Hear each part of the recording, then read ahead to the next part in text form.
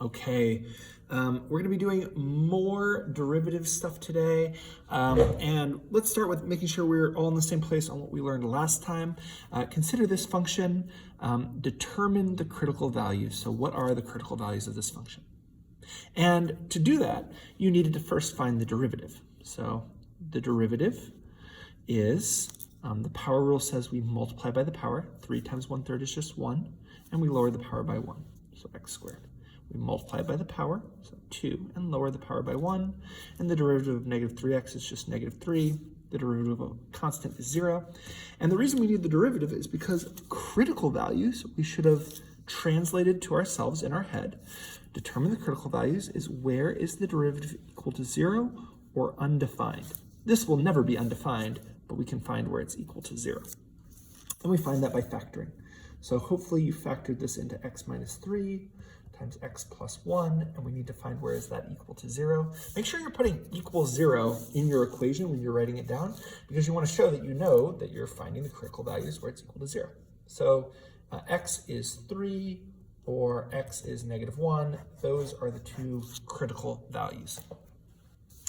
Okay, at what coordinates does f of x have a relative minimum? And here, what we're going to be looking at is a sign chart. So hopefully you were able to do it yourself, but if not, let's see.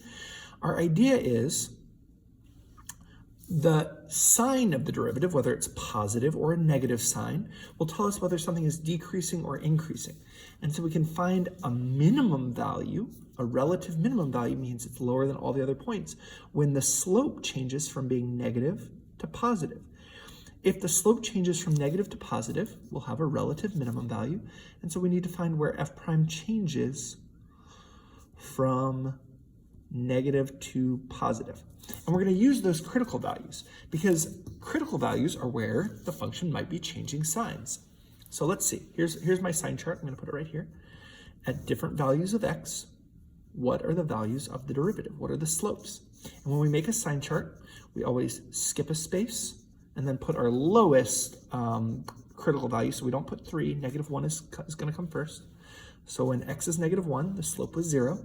We skip a space, and we put our next critical value, and we'll keep going as long as we have more critical values. These are the only places where the slopes can change sign, and that's what makes them critical. Critical means very important. And so to find what the slopes are, we're going to go to the left of negative 1 to test a point. So all the numbers less than negative 1, I'm just going to use 1 to test and see. So I'm going to pick negative 2 as my test point. And I'm going to put in negative 2 right here. Negative 2 minus 3 is negative 5, and I really just care that it's a negative. And negative 2 plus 1 is negative 1, which is a negative. And a negative times a negative is a positive. So what that tells me is when x is less than negative 1, the slopes will all be positive. I need to find what all the slopes will be between negative 1 and 3. And so again, I'll pick a test point that is between these. And I usually pick 0 if it's between a negative and a positive. It makes it pretty easy to see. So 0 minus 3 is a negative. 0 plus 1 is a positive. And a negative times a positive is a negative. Last, I need to test all the values that are bigger than 3. And so when x is bigger than 3, I need to pick any number bigger than 3, maybe like 4. And so 4 minus 3 is positive. 4 plus 1 is positive, and a positive times a positive is a positive. And what this tells me is that when x is to the left of negative 1, I don't know what the y values are, but I know that all the slopes will be positive. So the function's like increasing, and then at 1, the slope is 0. Then the slopes all become negative until we get to 3. When we get to 3, the slope is 0, and then it switches over to being positive slopes. And so we end up with a graph that looks like this, which makes sense. It's a cubic graph. Cubic graphs look something like that. Now the question is, where is there a relative minimum? And you don't have to draw this graph to get it. You can just look for where the slope, the derivative, changes from negative to positive. And that happens at 3, and that's where there will be a relative minimum. Let's make sure you can justify it. So let's make sure your justification is good. So let's write a sentence. F has a relative min at x equals 3. This is the important part to get your points on the AP exam, because f prime changes from negative to positive. Okay. All right, where is there a local max? And justify.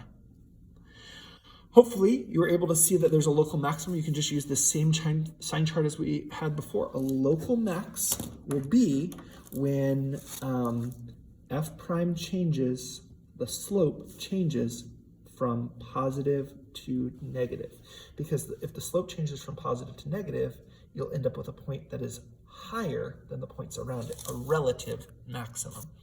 And that happens here at x equals -1. The slope changed from positive to negative. So f has a local max. Notice here it said relative, here it said local. Those can be used interchangeably.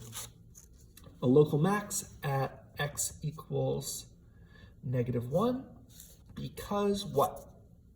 Because f prime changes from positive to negative. And you could write out positive and negative here too, that would be fine. If the slope changes from positive to negative, then the y values will change from increasing to decreasing, and you'll end up with a local maximum. Hopefully you feel good about that. Okay, determine the intervals where f is increasing. Justify your answer. Let's start with the intervals, and hopefully you feel good that you can tell where a function is increasing. Also from our sign chart, the exact same thing.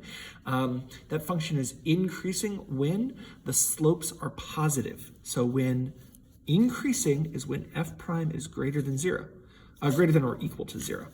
So when we're to the left of -1 and we're to the right of 3, that is where the slopes are positive. That's what our sign chart tells us. The derivative will be positive, left of -1 and right of 3.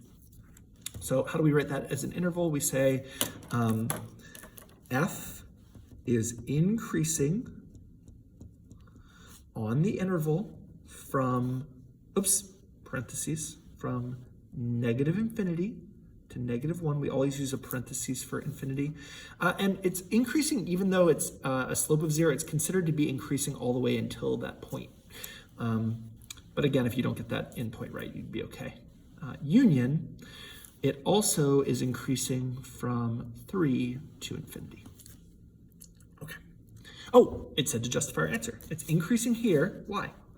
Because, did you guys notice that, I'll answer that in a second.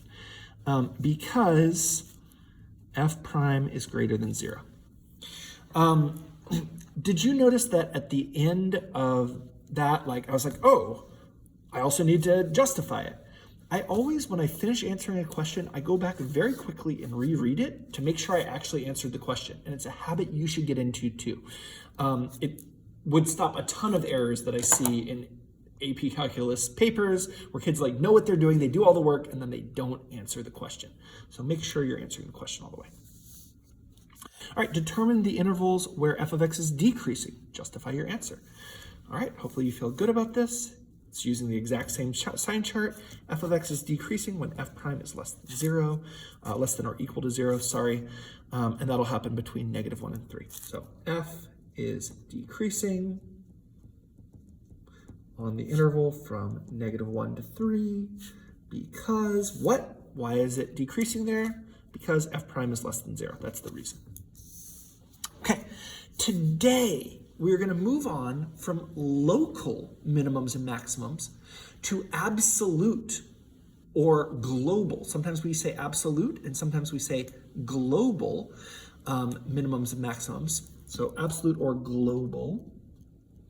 And extrema just means minimums or maximums. It's a word that can mean either one. The extreme values are at the ends.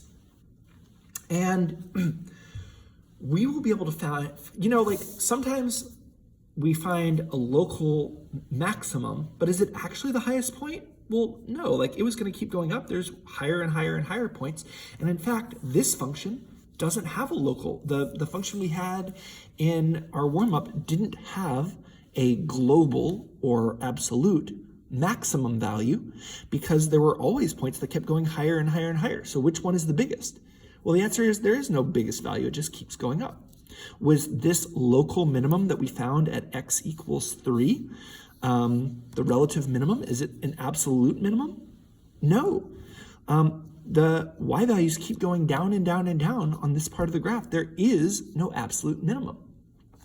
But it turns out that if a function is continuous, like we had in our warm-up, on a closed interval, that means there are endpoints that are filled in.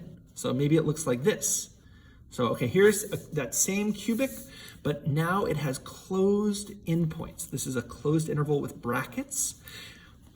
Then there must be somewhere in between. So if it goes from A to B, then there must be some value C between A and B where there is an absolute maximum. Also, this is also true for, there is a different point where there's an absolute minimum. So there's both an absolute minimum value and an absolute maximum value guaranteed to happen somewhere between the endpoints, okay?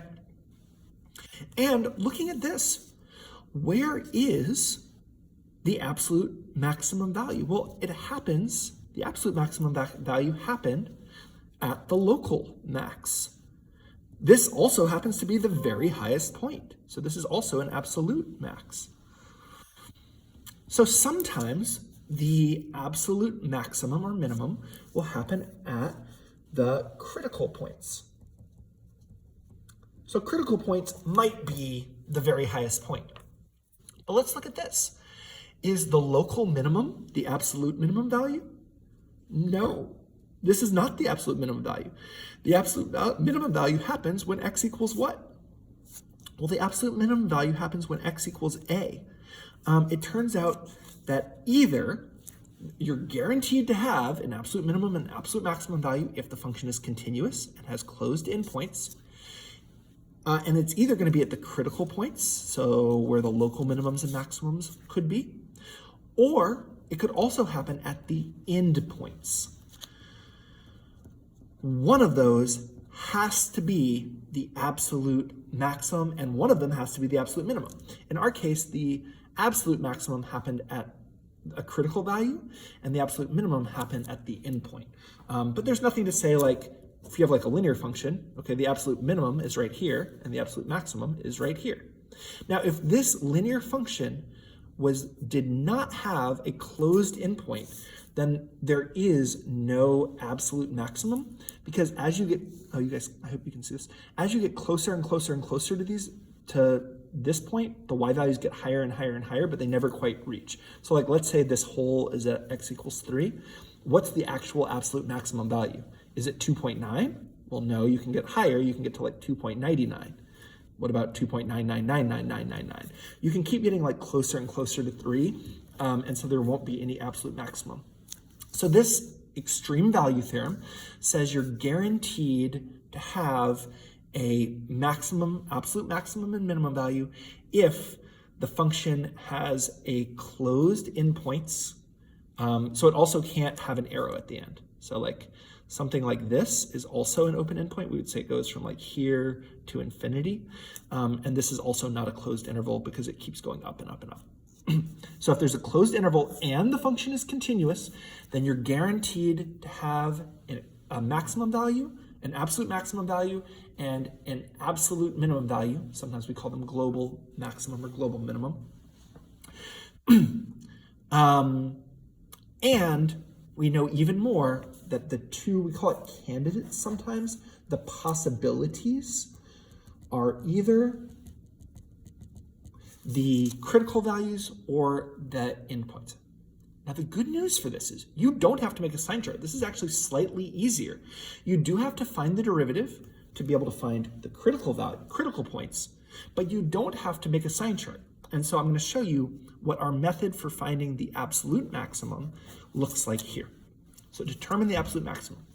Well, what are the possibilities? Where are the possibilities for where this could be? Well, critical points, endpoints, that's it. What are the endpoints here? What are the x values that are the endpoints? One possibility is x is -4 and x is 2. These are going to be, I'm going to put right here my candidates. I like making a table. I find it really easy to organize it into a table. It gave me the closed interval it wants to find this on, right? And so one of the endpoints is x equals -4, and the other endpoint is x equals 2. The other thing I need to look for is the critical values, and the critical values are where the derivative is 0. So that's where the derivative is 0. So what is the derivative here? Hopefully you just did the power rule and multiplied, got 6x squared plus 6x minus 12. And if we're setting it equal to 0, which you should already, I want you to double check your work. Did you set this equal to 0? I hope you did. We're gonna find where it's equal to 0. Go ahead and do that. We do it by factoring. So we're gonna start by factoring out a common factor. They all have a 6. And then we're gonna factor that even further. This needs to add to be 1 and multiply to be -2. So 2 times -1 is -2, 2 plus -1 is 1. And so the critical values are x equals -2 and x equals 1. I haven't added them to my table just yet because we only care if these critical values are in between here. Is -2 between -4 and 2? Yes, so that's one of my candidates. Is 1 between -4 and 2? Yes.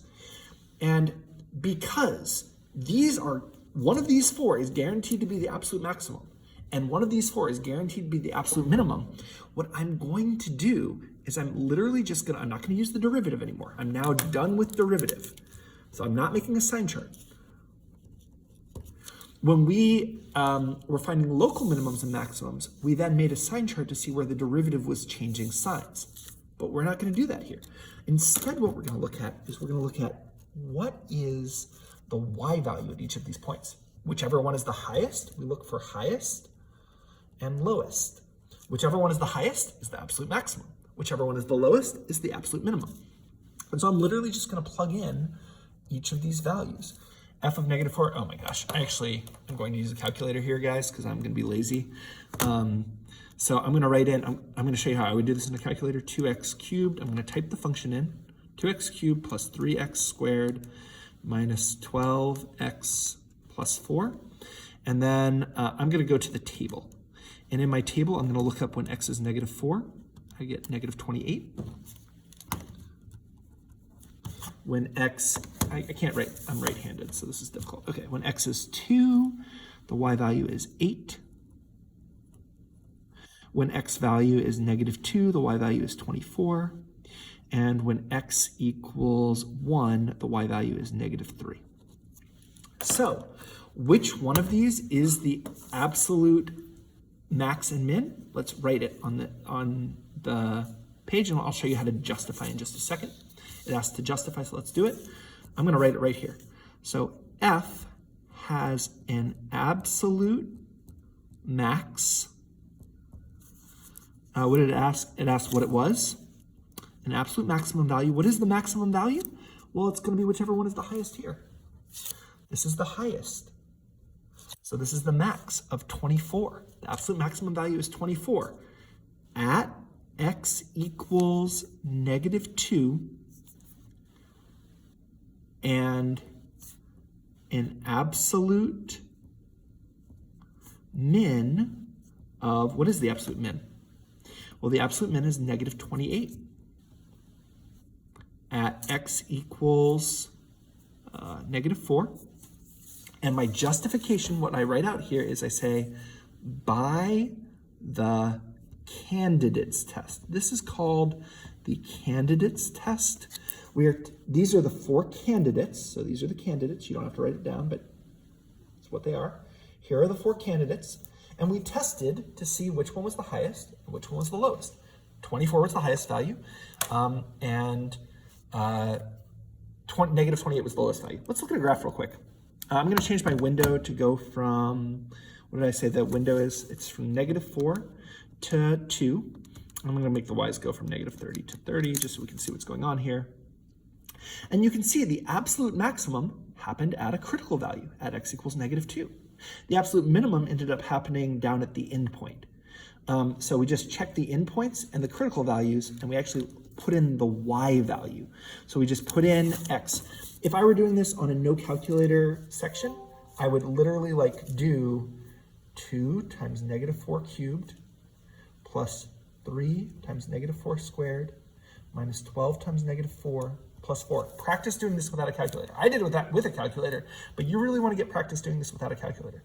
Negative 4 times negative 4 is positive 16, times negative 4 is negative 64. Negative 4 squared is 16, 3 times 16 is 48. This is 48 also, and this is 4. So this is negative 128. This is 96 plus 4 is 100. And so this is negative 28, which is what we got here. So you do need to be able to plug these in without a calculator. Okay, let's see how we do on this. I want you guys to try using the candidates test and see how you do. What are the candidates for this function? You should come up with 3 candidates. It might look like 4 for a second, but it's not. Okay, so what are the candidates? The candidates are going to be the endpoints. So I hope you noticed that the candidates were the endpoints right away, and the critical values. So to find the critical values, we need to take the derivative, and hopefully you found, is this slanted? This feels really like, I'm gonna adjust my camera real quick. This feels like it's like a little bit slanted here. I don't know if that's better, but maybe it is. Maybe it's slanted this way, maybe that's what's going on. Yeah, that feels better, that feels straighter. Okay, maybe it's because the paper is curling up, I don't know. Okay, so we need to find the derivative and find it where it's equal to 0 because that's where the critical values are. So the derivative of this is a chain rule, it's natural log of something.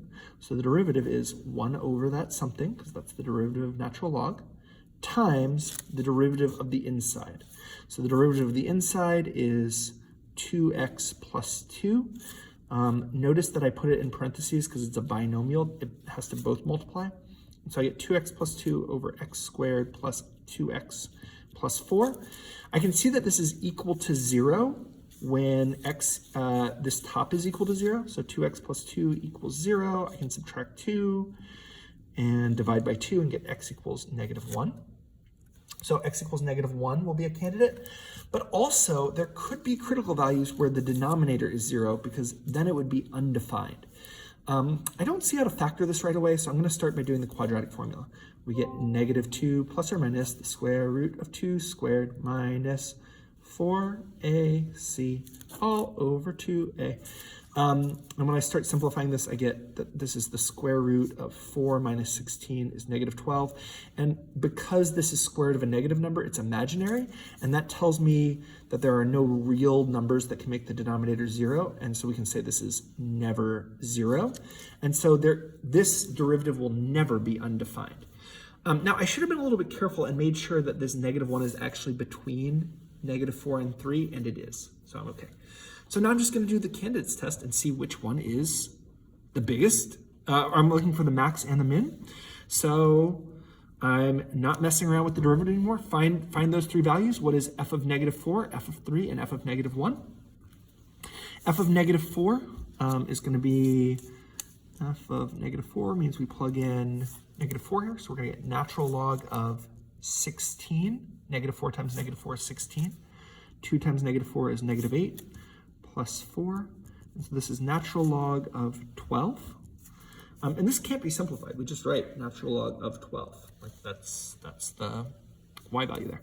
How about f of 3? I'm going to plug in 3. So 3 squared is, so it's natural log of 9 plus 6 plus 4, which is natural log of 19. Okay. And last, we need to check negative 1. F of negative 1 is negative 1 squared is 1 minus 2 plus 4. I'm just plugging in negative 1 here. And so this is natural log of 3. So which one is the highest? Well, here's the max. This one's natural log of 19 is higher. I don't even know what number it is. I just know that the power I need to take e2 to get 19 is bigger than the power I need to take e2 to get to these other ones. On the min is this one, because I know that the power I need to take e2 to get to 3 is a lot lower than the power of e I need to take e2 to get to 12, and that's what natural log is asking. So just like whichever number is highest, you can also think of it as like, hey, you know what the natural log function looks like, and the bigger the x is, the bigger the y is. It's an increasing function everywhere. So let's write our statement. It asks what the absolute max and min were and justify. So f has an absolute, we could say global there too, max at, what did it ask for? It asked for what the absolute maximum value was. Absolute maximum value of what? What is the absolute maximum value? Natural log of 19. And we always say what x value it happens at x equals 3. What's our justification? And let's not say the other one, then we'll say justification. And, because it's the same justification for both. And an absolute min of x equals natural log of 3 at x equals -1 by what? What do we say? We say by the candidates test. And that's all you have to write. Like, this seems like a really shitty justification, but what I've graded these problems on the AP exam before, and what they tell you to look for, to give the kid credit or not, is they say by the candidates test, and you're looking to see, did they test the critical points and the endpoints? Did they have to make a table? No. Writing this would be good enough to say like, oh, I see that they tested the critical value, here's the critical value, and the endpoints, they found those y values. That's good enough. If they say the candidates test, then I know that that's what they did. That's what you're writing down. You literally just find the y values at the endpoints and find the y value at the critical value. One of them has to be the highest, one has to be the lowest. Okay, let's talk about things we know. What do we know? This is getting more into logic, and if you were going to be a lawyer or something at some point in your life, being able to think through what things are true and what things are false. That's what we're going to look at right now. So here we have a graph of f prime of x. You really, really, really need to pay attention. If it's a graph of f prime of x, is this telling you what the y values are? No. This is telling you the slopes at different values. These are the slopes at different values of x, not the y values. So when we look at this, we want to answer these questions based on these derivative values. Is f of x discontinuous at x equals 4? Is it? Well, this is false. No. And how do I know? It's not by looking at it and that it's connected. Instead, just the very fact, even if this had been a point up here, if this had just been a point here with a hole here, the answer is that it would still be continuous because the derivative exists. If the derivative exists, it's differentiable, and to be differentiable, it must be continuous. So the derivative even existing means that the function is continuous. So be careful. Sometimes people will look at a graph of the derivative and it'll look like this and they'll be like, oh yeah, it's not continuous there. What is it? F is continuous. F prime is not continuous, but F is continuous because the derivative exists, and if it's differentiable, if F is differentiable, then F must be continuous. Otherwise the derivative wouldn't exist. There wouldn't be a value here. Okay, F is decreasing between 4 and 6. On the interval between 4 and 6 is F decreasing, true or false?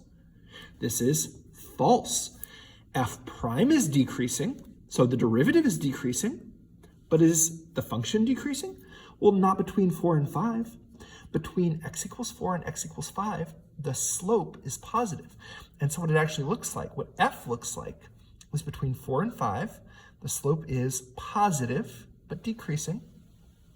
And then at x equals 5, the derivative is 0, so the slope is 0. And then the slope starts becoming negative. And so what F actually looks like is this. it's increasing between 4 and 5 and decreasing between 5 and 6 because the slope, this is a graph of the slopes, and the slopes were positive. Even though the slopes were decreasing, it tells you about the graph must be so f must be increasing even though f prime is decreasing. And we know that because f prime is positive, it's above 0.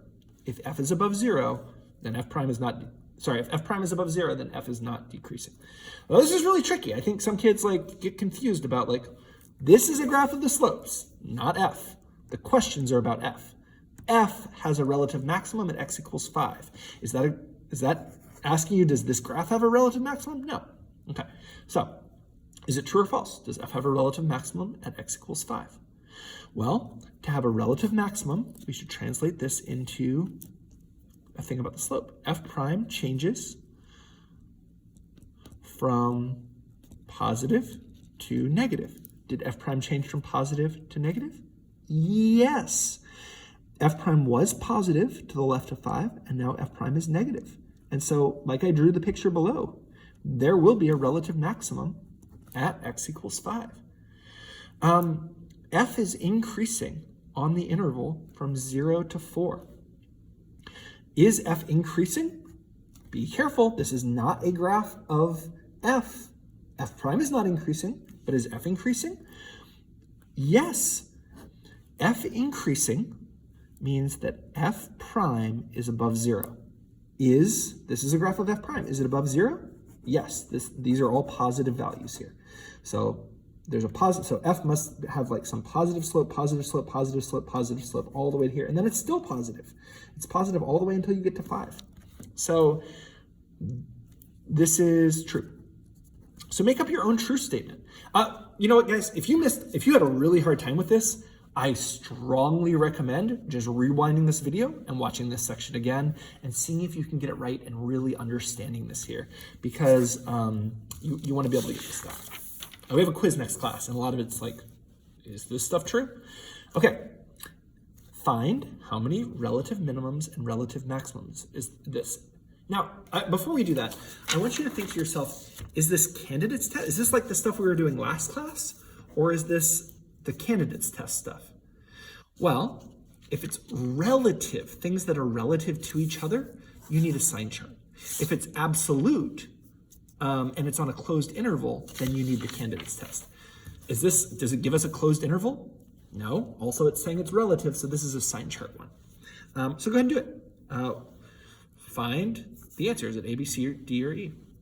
Okay, if you had trouble, to find the minimums and maximums, what we're looking for is where f prime is changing sign. And so we're going to start by finding f prime and the critical values. So f prime equals 4x cubed minus 8x. And we're going to see where it's 0 so we can make our sign chart.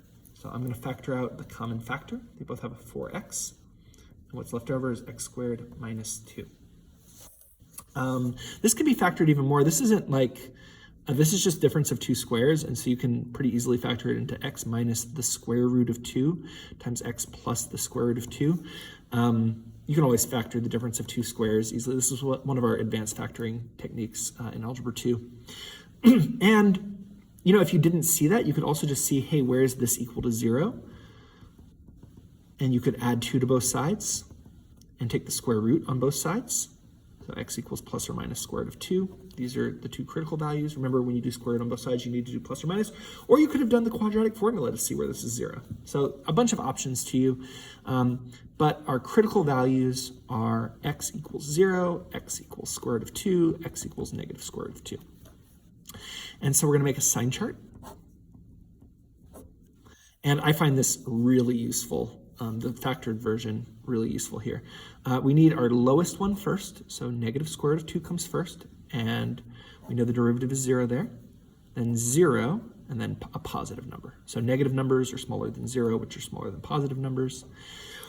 If we pick any number less than negative square root of 2, we will get a negative times a negative. I'm going to do this, let me do this in red.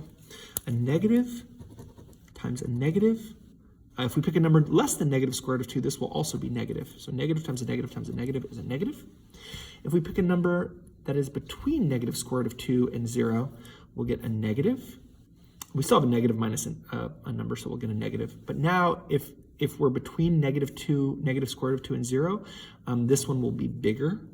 And so we'll get a negative plus a positive, but the positive one is bigger. And so we'll get a negative times a negative times a positive is a positive. How about between 0 and square root of 2? So we'll get a positive. A positive, because it's a number that's between 0 and square root of 2. That's a positive number. A number between 0 and square root of 2 minus square root of 2 will give us a negative, because this one is bigger. And then a positive number plus a positive number is a positive. A positive times a negative times a positive is a negative. And the last thing is any number bigger than square root of 2 will give us a positive times a positive times a positive, which is a positive. You notice they switch each time. I could tell that they would switch each time just by noticing that there was no multiplicity of 2 here. And so let me see, where are their maximums and minimums? Well, when the derivative changes from negative to positive, that will be a relative minimum because the slopes change from negative to positive. When it switches from positive to negative, the slopes change from positive to negative, that will be a relative maximum. And when it changes from negative to positive, that will be a relative minimum. And so there are 2 relative minimums and 1 relative maximum. That was the answer there. All right.